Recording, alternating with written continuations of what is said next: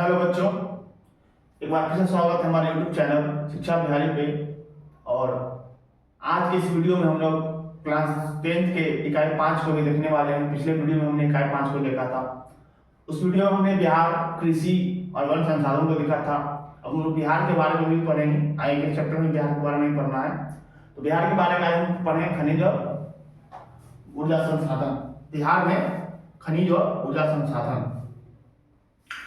बिहार जब संयुक्त राज्य हुआ करता था झारखंड के साथ, तो बिहार में काफी मात्रा में खनिज और ऊर्जा संसाधन उपलब्ध थे। लेकिन जब बिहार को अलग कर दिया गया झारखंड से, तो जितने भी संसाधन के क्षेत्र थे वो सभी झारखंड के अंदर चले गए। खनिज और ऊर्जा संसाधन की बात करें तो यह दोनों चीजें ऐसी हैं जो किसी भी आर्थिक क्षेत्र के लिए बहुत महत्व रखता है।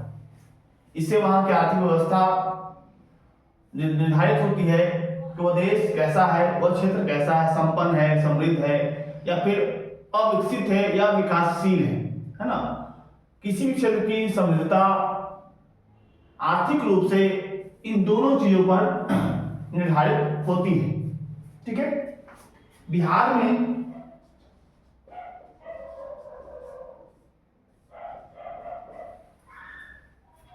क्या है, खनिजों का बहुत ही अभाव है। बिहार में खनिजों का बहुत ही अभाव है। बिहार में मुख्य रूप से आपको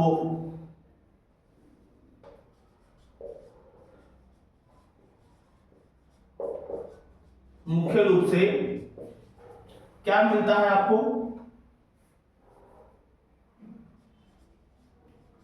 चूना,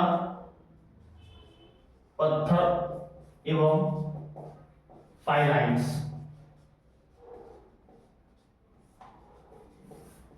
पाया जाता है। तो ये बिहार की दो खनिजें ऐसी हैं जो प्रमुख खनिज है। इसके अतिरिक्त भी और भी खनिजें पाई जाती हैं। अन्य खनिजों को देखिए, अन्य खनिजें जैसे अन्य खनिज में आपका बहुत सारा है।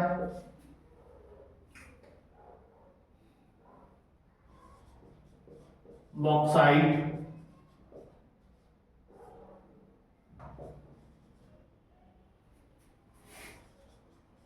क्वार्टजाइट,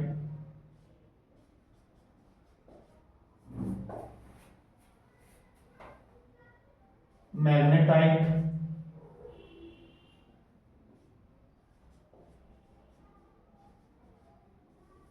इत्यादि। बिहार में ये सब खनिज पाए जाते हैं। मुख्य रूप से ये और ये है। बाकी अन्य खनिजों में बॉक्साइट है, क्वार्टजाइट है, मैग्नेटाइट है, डोलोमाइट है ना। इस तरह के खनिज पाए जाते हैं।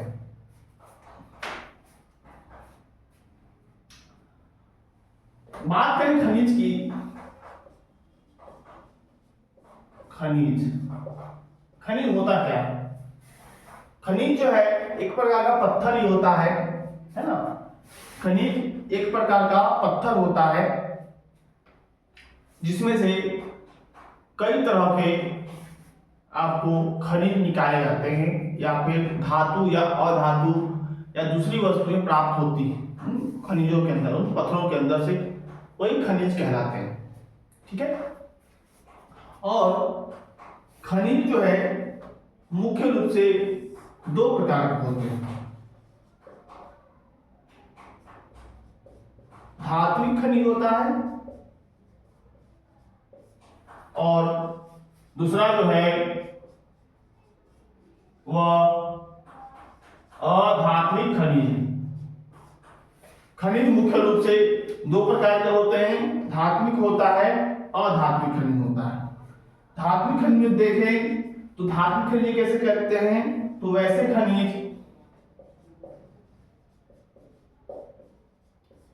खनिज जिसमें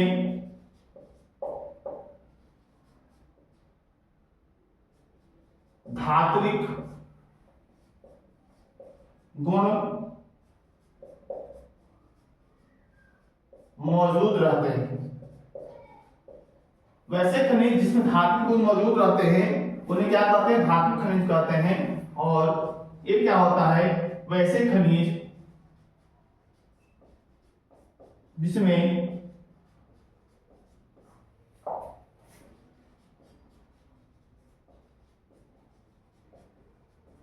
धातु खनिज मौजूद नहीं रहते हैं, ठीक है। वैसे खनिज जिसमें धातु खनिज मौजूद नहीं रहते हैं उन्हें क्या कहते हैं, अधात्विक कहते हैं। इसको देखिए, जैसे में एग्जांपल जान लीजिए इसका। जैसे साफ है आपका मैग्नेटाइट है, मैग्नेटाइट, फिर आपका है बॉक्साइट, उसके बाद है डोलोमाइट,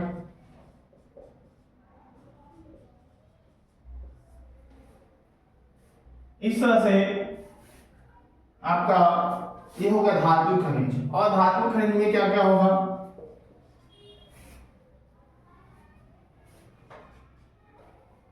यहां पर देखिए इसका पाइलाइट, क्वार्टजाइट,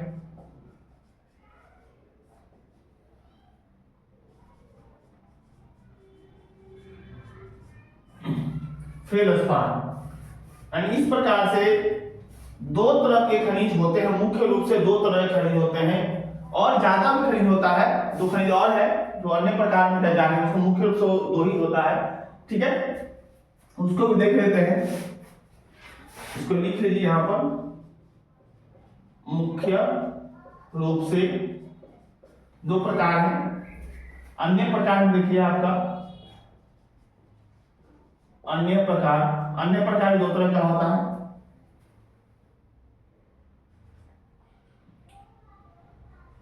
एक होता है परमाणविक खनिज, दूसरा होता है ईंधन खनिज।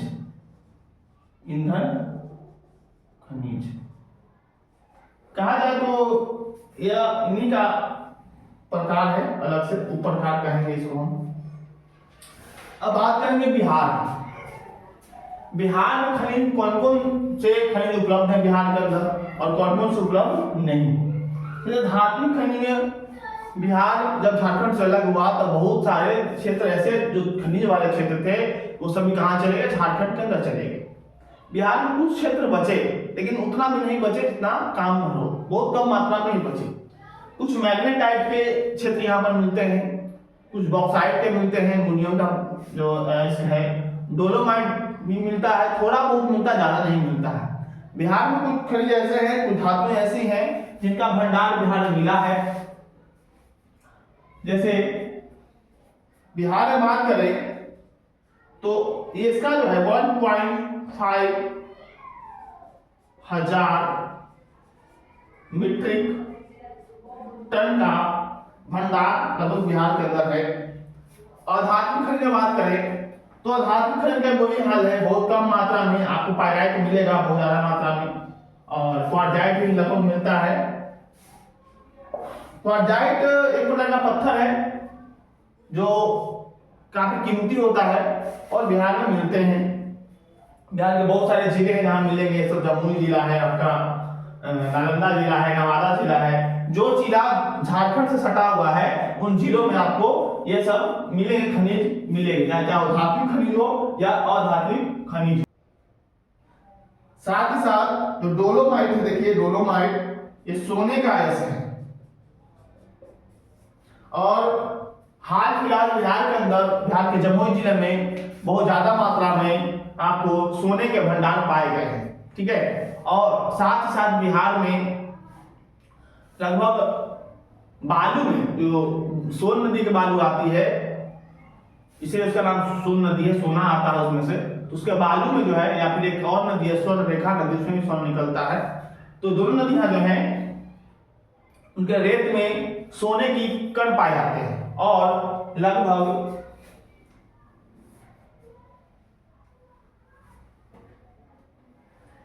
एक टन रेत में आपका 0.1 ग्राम से लेकर 0.6 ग्राम तक सोना पाया जाता है। यानी 1 टन बालू का अगर निष्कर्षण हम करेंगे तो उसमें से मात्र इतने ग्राम सोना, 1 ग्राम के बराबर सोना नहीं निकलेगा। यानी बहुत महंगा पड़ता है, इसलिए इसका प्रयोग नहीं किया जाता है, बहुत कम ही किया जाता है। ठीक है, अब बात करें अधात्विक खनिज की। अधात्विक खनिज में बिहार में मुख्य रूप से क्या पाया जाता है? चूना पत्थर पाया जाता है। चूना पत्थर, इसका उपयोग किसके लिए होता है? इसका उपयोग आपका सीमेंट उद्योग के लिए किया जाता है। और ये चूना पत्थर ज्यादातर कहाँ मिलता है? बिहार के 2 जिले हैं जहां पर बहुत ज्यादा मात्रा में मिलता है, कैमूर एवं रोहतास जिले में ये बहुत ज्यादा मात्रा में पाया जाता है।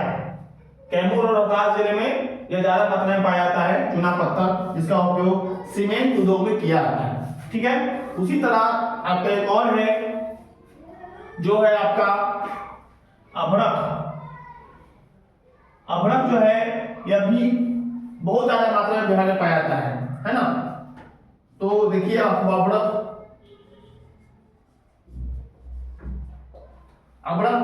बिहार में बहुत ज्यादा मात्रा में पाया जाता है। कहाँ कहाँ पाया जाता है? तो वैसा जिला जो झारखंड में टच करता है, जैसे आपका नवादा जिला है, नवादा, जमुई, बांका, इन सब जिलों में खासकर यह आपका अभ्रक जो है पाया जाता है। ठीक है, बिहार में जो अभ्रक पाया जाता है, बिहार में वह अभ्रक का नाम है, ऐसे अभ्रक 3 प्रकार के होते हैं। अभ्रक के 3 प्रकार हैं, देख लेंगे अभी हम लोग 1, 2 और 3। अभ्रक के 3 प्रकार होते हैं, जिसमें मस्को व्हाइट,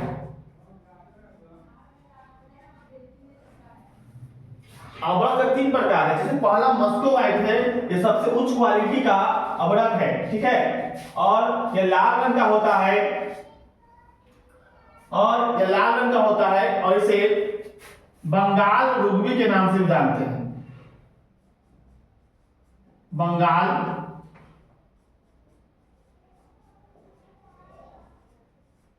इसे हम किस नाम जानते हैं? बंगाल रुबी के नाम से भी जानते हैं। ये लाल तांबे रंग का होता है।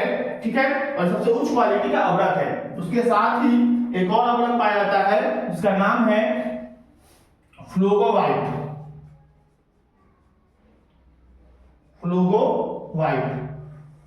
और एक तीसरा जो है उसका नाम है बायोटाइट। 3 तरह के अभ्रक होते हैं, आपको याद रखेंगे इसको, आपके एग्जाम्स में ये पूछे जाने की संभावना है। बायोटाइट 3 तरह के अभ्रक है। आपको मुख्य रूप से क्या याद रखना है? बिहार में मुख्य रूप से पाया जाने वाला खनिज कौन कौन है? आपका चूना पत्थर है, पाइराइट है, अभ्रक है, और 3-4 ही बिहार में मुख्य रूप से खनिज पाए जाते हैं। बाकी खनिज भी है लेकिन बहुत कम मात्रा में। ठीक है, सोना भी है बिहार में, लेकिन उसका निष्कर्षण काफी महंगा है, काफी ज्यादा खर्चीला है, इसलिए उसका निष्कर्षण नहीं होता। चूना पत्थर के बारे में थोड़ा देख ले। तो चूना पत्थर है, वो चूना पत्थर बिहार की एक पहाड़ी है जिसका नाम अमझोर पहाड़ी, वहां पर काफी ज्यादा मात्रा में पाया जाता है। और बिहार में सबसे ज्यादा जो चूने का उत्पादन होता है चूना पत्थर का, किस जिले में होता है? आपको किस जिले में होता है? सबसे ज्यादा आपका रोहतास जिले में होता है। ये पहले स्थान पर है और ये कैमूर से दूसरे स्थान पर है। ठीक है, और रोहतास के अंदर अमझोर पहाड़ी है, याद रखिएगा आप लोग,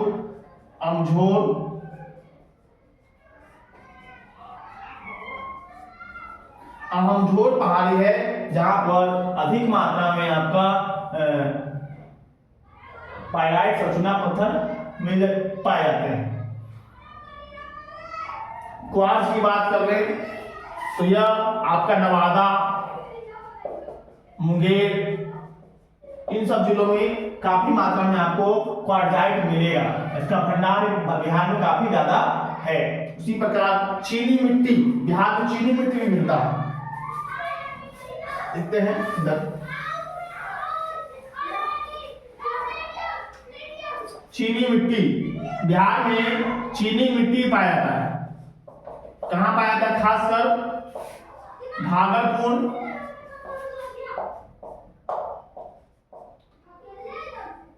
नवादा।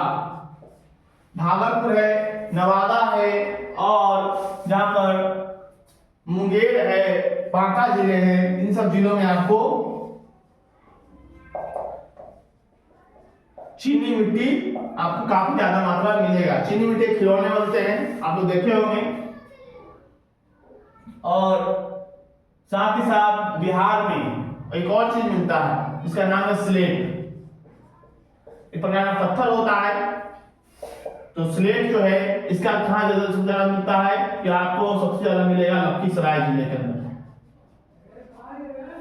लखीसराय जिले में ये आपको काफी ज्यादा मात्रा में आपको दिखाई देगा। उसी तरह और देखिएगा सोरा, सोरा जिसे बारूद बनता है, वो आपको कहाँ मिलेगा? वो देखिए, तो भागलपुर,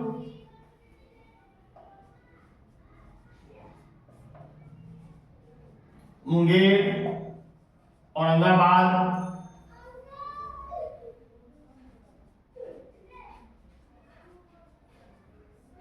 औरंगाबाद जिलों में आपको ये सब मिलेंगे। जैसे आपका सोना हो गया, है ना, इस तरह से आपका हो गया अधातु खनिज।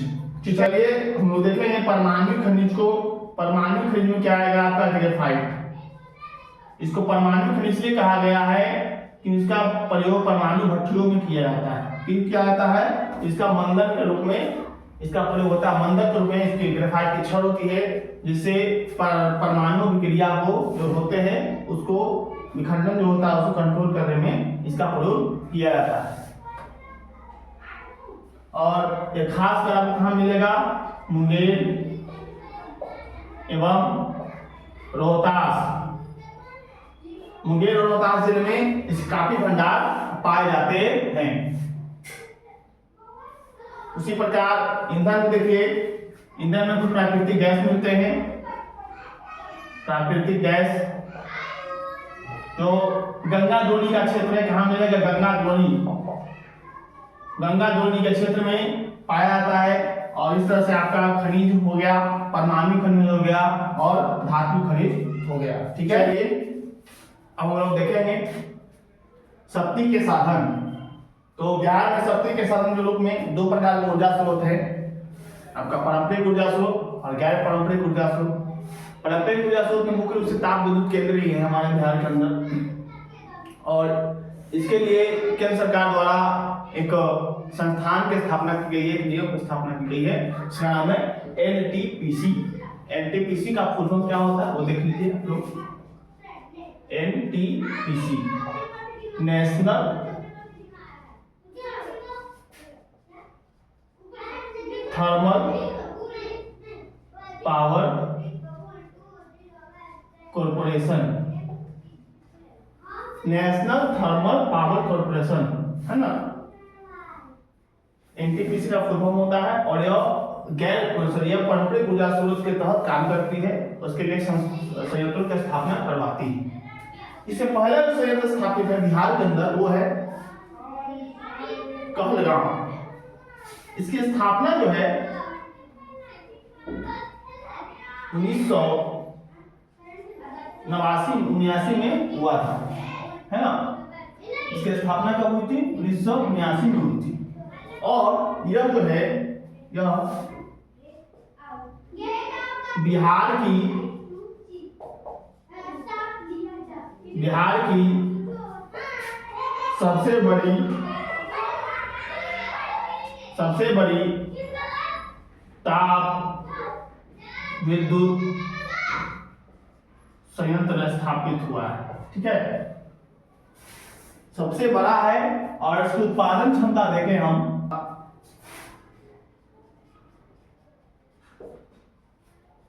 उत्पादन क्षमता 840 मेगावाट की है, लेकिन इसको बढ़ाकर कितना करना है? 1500 मेगावाट करने का लक्ष्य निर्धारित किया गया है।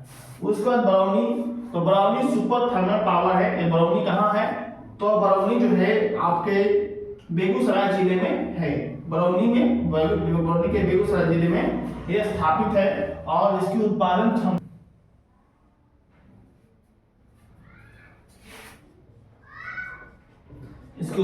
क्षमता 150 और 120 मेगावाट की है। और यहाँ पर कांटी है, कांटी कहाँ है? यह मुजफ्फरपुर के अंदर है, कांटी सुपर थर्मल पावर, और इसकी उत्पादन क्षमता 150 मेगावाट की है। ठीक है, कहलगांव कहाँ है? कहलगांव भागलपुर जिले में है, याद रखिएगा। दो योजना और है जो कार्याधीन है। एक आपका है बार सुपर थर्मल पावर स्टेशन। यह कहाँ है? यह बिहार के पटना जिले में है, पटना जिले के बाढ़ अनुमंडल में है।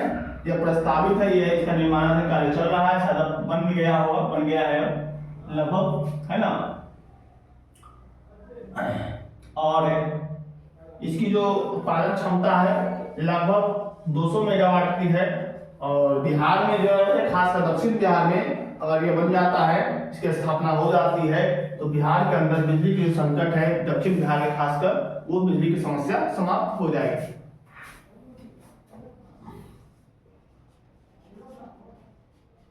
अगला है Navinagar super thermal power.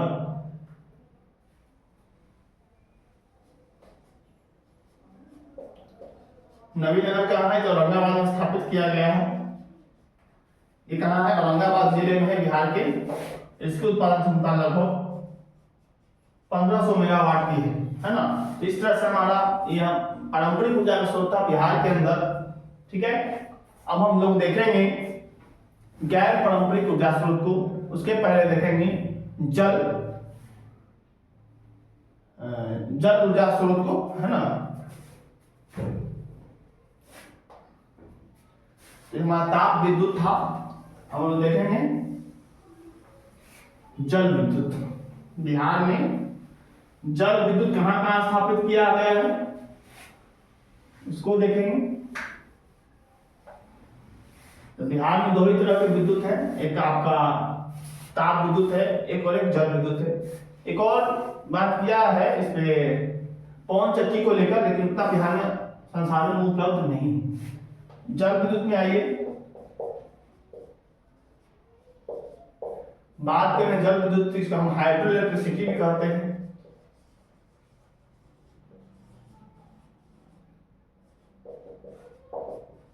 Hydro electricity यानी इसका मतलब क्या होता है?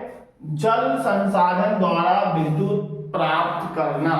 मुख्य रूप से जल का प्रयोग करके, जल मतलब नदी के जल का प्रयोग करके इस जो है आपको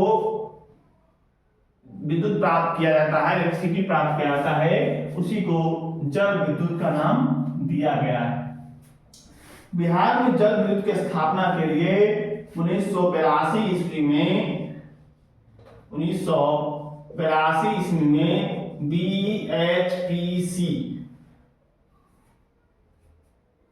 बीएचपीसी की स्थापना की गई थी। इसका मतलब होता है Bihar state hydro electric power corporation, hydro electric power corporation. इसका मतलब यही होता है बीएचपीसी की स्थापना की गई थी और बिहार में जल विद्युत के विकास में इसका अहम योगदान है और सारी जिम्मेदारी भी इसी की है। इसके तहत बिहार में कई परियोजनाएं चल रही हैं। इसका जो लक्ष्य है विद्युत उत्पादन का जल विद्युत द्वारा 2055 मेगावाट इससे हासिल करने की परियोजना है। इसका लक्ष्य निर्धारित किया गया है। इसके तहत बहुत जगह पर जल विद्युत संयंत्र स्थापित किए गए हैं, जैसे डेहरी कहाँ है? आपके रोहतास जिले में है। रोहतास जिले में स्थापित किया गया है और कहाँ डेहरी में, कहाँ है डेहरी में स्थित डेहरी सोन परियोजना है। का नाम क्या है? पश्चिमी सोन परियोजना, यानी सोन नदी पर बनाया गया है पश्चिमी सोन परियोजना, है ना। ये सब लागू योजना है, ये सब काम कर रही है, कार्यरत है। दूसरा है आपका वारुण। वारुण, वारुण कहाँ है? औरंगाबाद जिले के अंदर है। औरंगाबाद जिले में वारुण में पूर्वी सोन लिंक नहर, पूर्वी सोन लिंक नहर, इस पे स्थापित किया गया है। दूसरा अगला है वाल्मीकि नगर। वाल्मीकि नगर कहाँ है? ये आपका पश्चिमी चंपारण में है, बिहार के पश्चिमी चंपारण जिले के अंदर यह स्थापित है।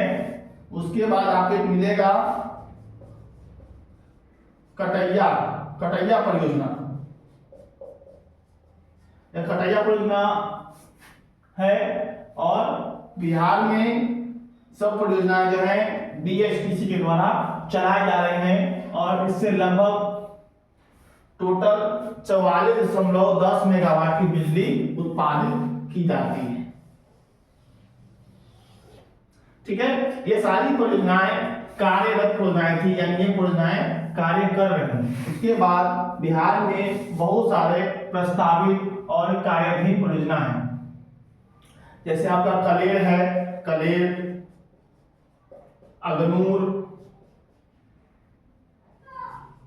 कलेर आपका अरवल जिला में, अगनूर जो हो गया, अगनूर बगहा पश्चिम चंपारण जिले में, ये प्रस्तावित है। ये आने वाले समय में ये चालू हो जाएगी।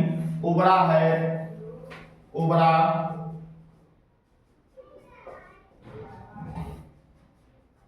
तेजपुर डेहरी के अंदर। उसके बाद है नासरीगंज, है ना। इस तरह की और भी परियोजनाएं हैं जो बिहार के अंदर जल विद्युत के रूप में कार्य कर रही हैं, आने वाले समय में करेंगे। कुछ योजनाएं प्रस्तावित हैं, कुछ योजनाएं कार्यरत हैं, कुछ योजनाएं कार्याधीन है ना। तो ये सब ये आपको जल विद्युत हमने देखा। अब हम लोग देखेंगे गैर पारंपरिक ऊर्जा स्रोत। बिहार के अंदर जो है, देखिए सेकेंड है आपका गैर पारंपरिक ऊर्जा स्रोत।